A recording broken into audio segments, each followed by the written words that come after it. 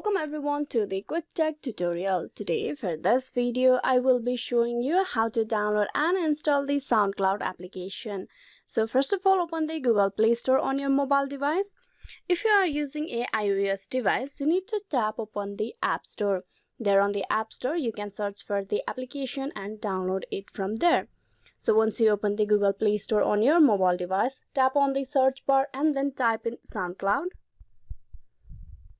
Tap on search.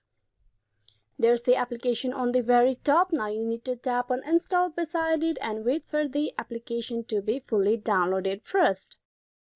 SoundCloud is an online audio distribution platform and music sharing website that enables its users to upload, promote and share audio as well as digital signal processor, enabling listeners to stream audio.